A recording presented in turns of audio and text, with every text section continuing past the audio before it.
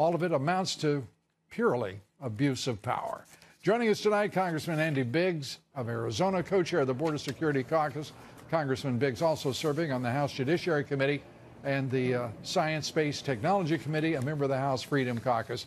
And Congressman, it is great to have you with us.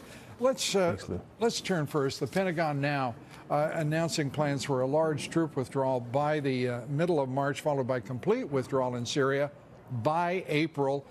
Isn't it about time, as the president stated in his State of the Union, indeed, and I think bravely stated, great nations do not fight endless wars? Right, and I was going to bring that up because I think that's exactly right. He laid out the broad scope. He's now directed his generals. He is the commander-in-chief, and the generals are obeying. They're following that command, and so I know that we're going to take care of our partners, the Kurds who helped us fight ISIS. I know that we've got NATO allies, Turks, and we also have to continue to monitor what's going on with ISIS. But the reality is we have been in some of these places in the Mideast for 18 years, and the president's right. We can't keep fighting these endless wars. You know, the president is right, and as you confirm and support him, I am astonished at how few Republicans had the courage, with this president standing before a joint session declaring his truth, that great nations do not conduct endless wars.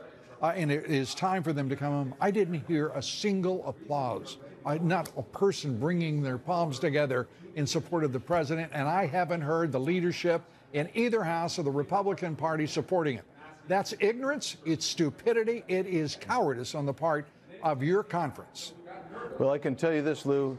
I know that everybody that I was sitting near stood up, except for I was sitting on the Democrat side. So except for those folks, everybody that was with me stood up because I can't speak for anybody else, but I'll speak for myself.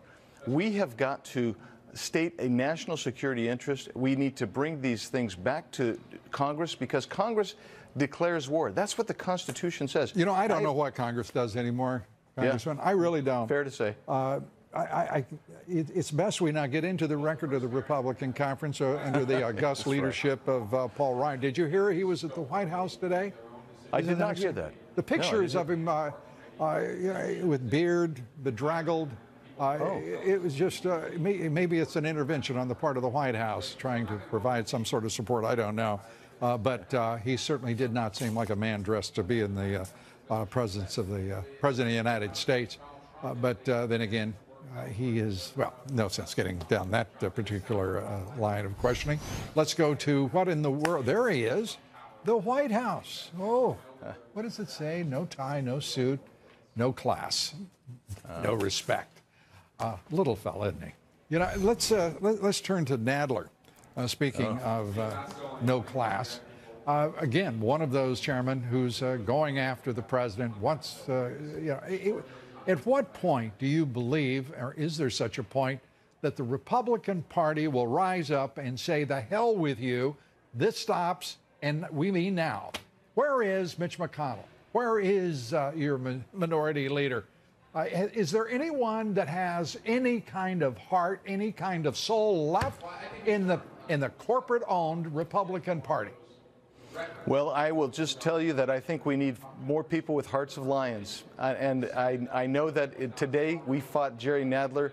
I went after him to amend his just look what his resolution was doing.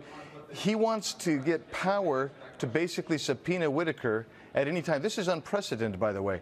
Whitaker has agreed to come in and testify. Well, look, the American people, Congressman, with all respect, the American people understand what a pigsty that committee is and what an unfortunate character the chairman is. But nonetheless, we understand their actions. What are you and what is your leaders in the Republican Party? What are they doing? I don't know what anyone else is doing, but I know what the Freedom Caucus is doing, and I don't want to speak for them. But what I am encouraging is we fight on every procedural front we possibly can. We can't control what comes to the floor or what comes to the committee, but what we can do is we can fight every procedure we can, and this is where I think we've made a mistake, and you know it, and I know it. We haven't fought. Some of us have, But that's the whole point of us being here. I don't believe President Trump was elected to come along and perpetuate the status quo. I believe, like him, I was elected to be a disruptor of the status quo where we continue to allow people to blithely go along. Yeah, go ahead. I'm sorry, Congressman, but let me ask you as we wrap up here. Yeah.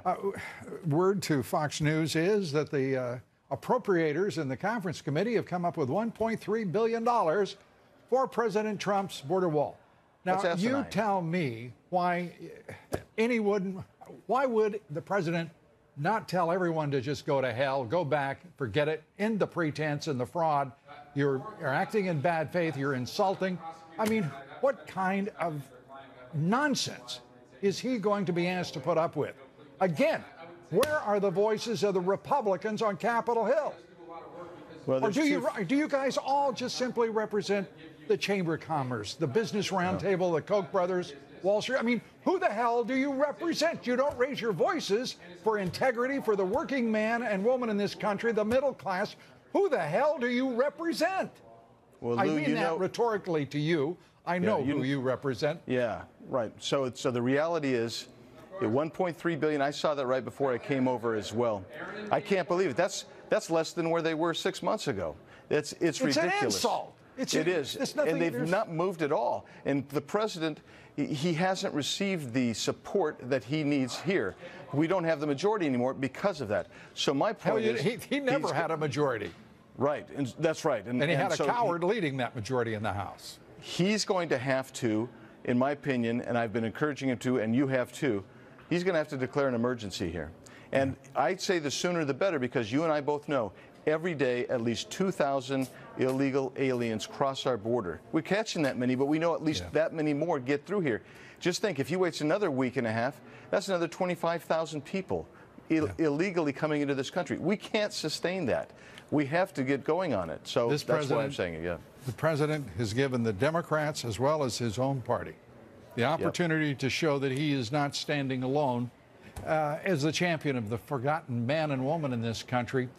He is indeed standing all but alone, and it is time for ACT to even deal with these Lilliputians.